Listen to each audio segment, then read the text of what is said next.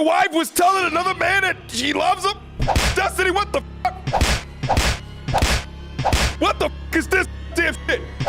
It's been released that the guy that she has chosen to prioritize over her famous YouTube streaming husband has his own damn TikTok page. So let's take a look, okay? At 1.6 million followers, the brother's name is MTandR, and immediately when I look at this profile picture, I think to myself, is that male or female? One of the things that I said in my original video is that it seems as though she has a particular fetish for whether it be feminine men or trans men. I'm not sure exactly how you would define it. I am not that familiar with the LGBT/double+ backflip community, but whatever it is, it is. Now, if you see, he is actually in Sweden, which is the country of origin that Destiny's ex-wife was in. Let's get into some of the content that I find interesting regarding this, okay? Oh, what is that? Is that a TikTok with Melina and the man? Hi, what's your name? Melina. Can you get me laid? Yeah. When? Today. With? Your mom. I don't want that. Wait, who's my mom? Me. Yeah! Hi, what's your name? Melina. Can you get me laid?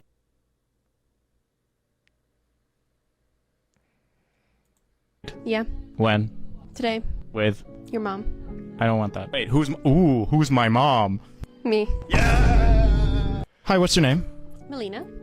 So this guy was in an extremely disrespectful manner public on his side of the coin regarding their relationship. Let's take a look at Sneeko reacting. Like, this dude is sitting on her lap like a baby. It's crazy. This dude, it's like a trans. This dude is transgender. Astaghfirullah. Astaghfirullah. Yes, I did try on Melina's dress, and it was fun, honestly. What the fuck? What is this shit? But I totally get it if trying out women's clothing is too much for you. Now, this one's not really women's clothing, so I don't really have a reason to bring this up other than the fact... Oh, shit. I actually didn't see all of it. I didn't see this video at all. I didn't actually know he got back at Sneeko. But Jesus Christ, what the fuck was that? Oh, wow. The level of hypocrisy is absolutely insane. What the fuck is this? Women's pants in a goddamn brassiere that goes up to his nipples? This shit is crazy. What the fuck is this? Now, this one's not really women's clothing, so I don't really have a reason to bring this up other than the fact that I want to roast Sneeko a little bit. Okay. But you do have to admit that he does look a little bit like a red pill adaptation of a poor B-movie cosplay. Oh, this is Chris from Mr. Beast. Bombaka. Imagine losing Yeah, that wasn't funny.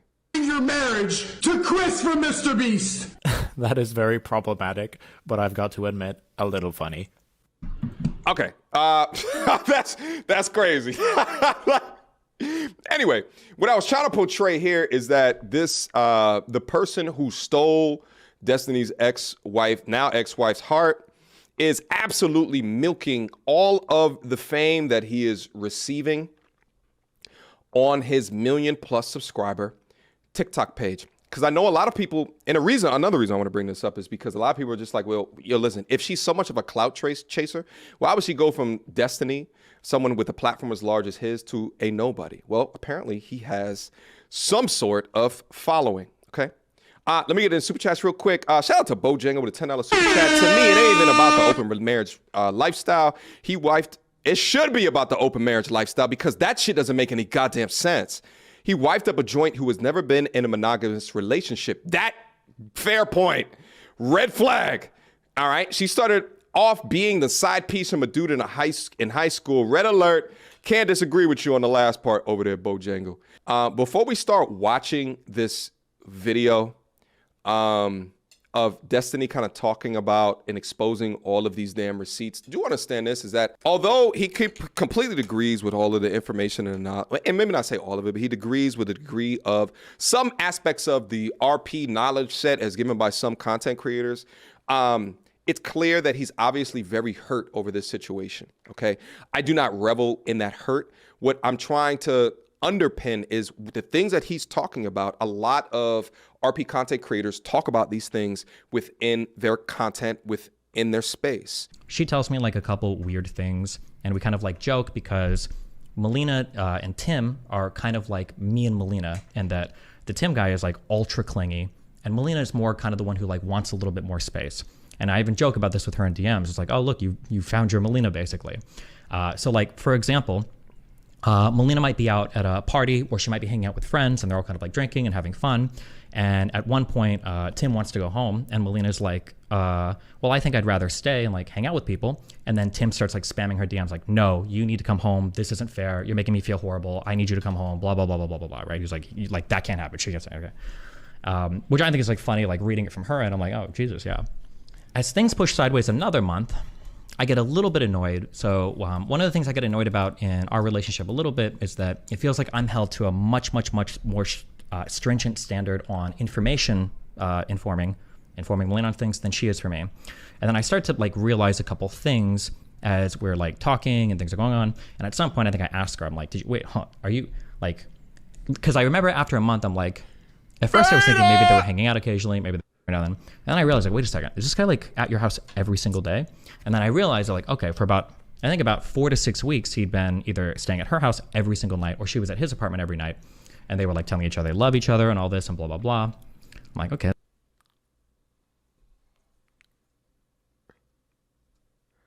She was at his apartment every night, and they were like telling each other they love each other and all this. What the?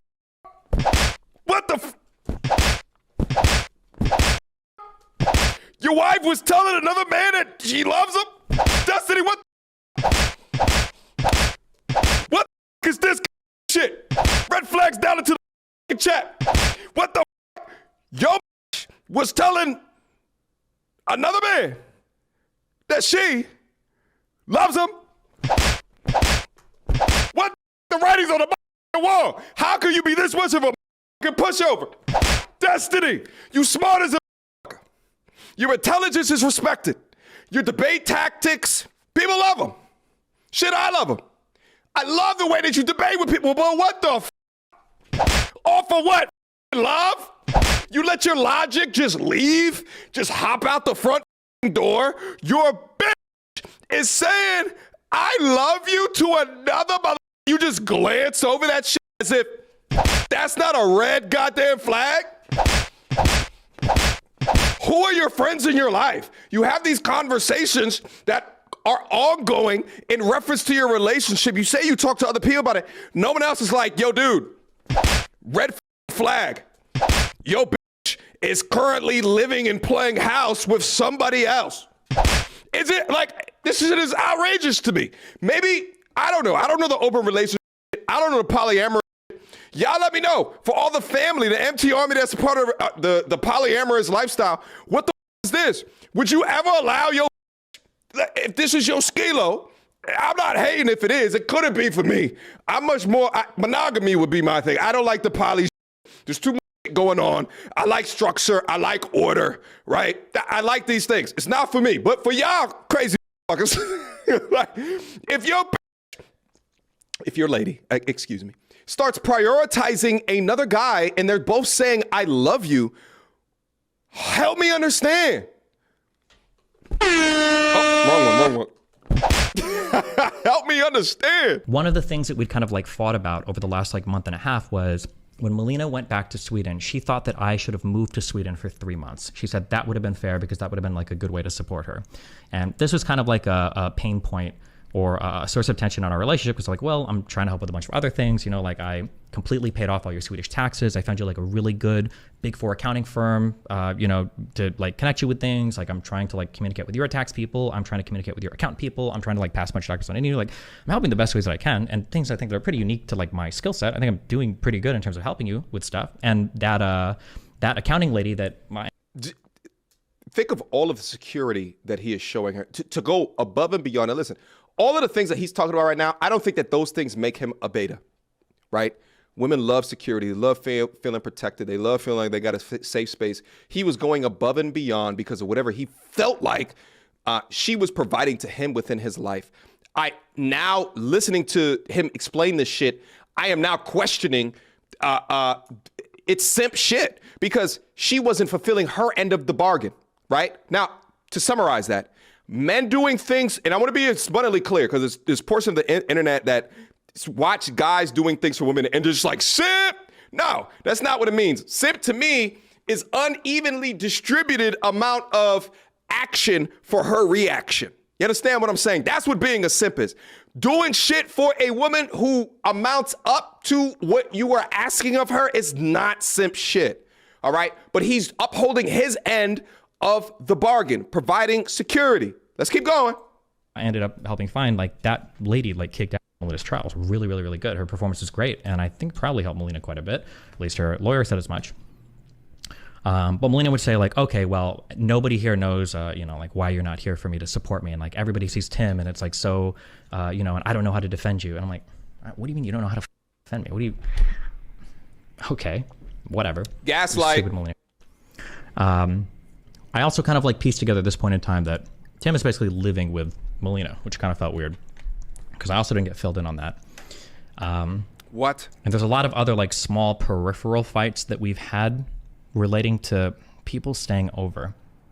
One thing that Melina has tried to do really hardcore with other friends, and I think Tim is also playing this up a little bit with Henry, is Melina and Tim are trying to pass off this idea that I'm like scared of losing Melina, or I'm like jealous of like Melina like having somebody over all the time. That's like the story that they try to present. But typically when me and Melina had fights over stuff that she was doing, I was usually just upset because like, why the double standard? So one thing that we'd fought about a lot for my apartment was that I wasn't allowed to have girls in the bed, okay? My bed. She's like, no, that's not fair. I'm germophobic, which she says all the time, okay? Please pay attention to this story, all right? Please pay attention. Let me break it up 5 seconds. Please. Okay, my bed. She's like, no, that's not fair. I'm germophobic, which she says all the time, okay? She's like, oh, I'm germophobic. You can't have girls in the bed. And I'm like, okay. This fighting got like so bad that I remember before she left for Sweden, because she was leaving and I thought she was going to be gone for like months, I figured like, well, I can probably have a girl here. It's fine. Like, I'll just wash the sheets. It's not a big deal. So I remember there was a girl. She was coming over. I told Melina ahead of time. She came over. We hooked up. Fun times. After she leaves, I'm talking to Melina. And normally we like chat about our hookups after we have them, which always goes poorly for me. Go figure. And then as I talk to Melina about this, she figures out in the course of the conversation, she's like, wait, what the why did you have somebody in the bed? I'm like, well, because you're gone for like months. Obviously, I'm going to wash the sheets. It's not a big deal. And we had a huge breakdown fight over this. What the fuck? And eventually, just so crazy. They were in an open relationship. Okay, she communicates to him, "Hey, I don't want chicks in my bed," as an excuse for him not being in an open relationship. She doesn't want him in an open relationship. She just wants to be the whore. Okay. Now, logically, he says, well, germs, boom, you're not going to be here for a couple of months because what's ever happened with your citizenship? Boom, we're in an open relationship. He communicates to her, which she's not doing, while she's living with another guy. He communicates to her, hey, a dumb whore is coming over, about to have fun with her. Within the midst of the conversation, she figures out that she sleeps. Oh, but you're not going to be here for a couple of months. I'm going to watch this. And that turns into an illogical, irrational fight. What I tell you guys all day, if you let these crazy ass women run you in relationships, you'll be run ragged. You'll be run ragged because she has not a leg to stand on logically, but she will fight it to the ends of the earth. Meanwhile, she has a guy that initially she was a side piece to, living with her in Sweden. Mind you, Destiny is paying for the place that she's living in Sweden, thereby subsidizing monthly expenses, rent, for the guy that is now porking his wife. Holy moly, you demon witch woman. And here's the thing, women like this, they cannot hold accountability whatsoever. So no matter what, she'll always try to paint you as the bad guy. They will always conceive their actions as positive. They will always do this. They will always move the goalpost. if you're not the leader, if you're not the CEO, if you're not the manager,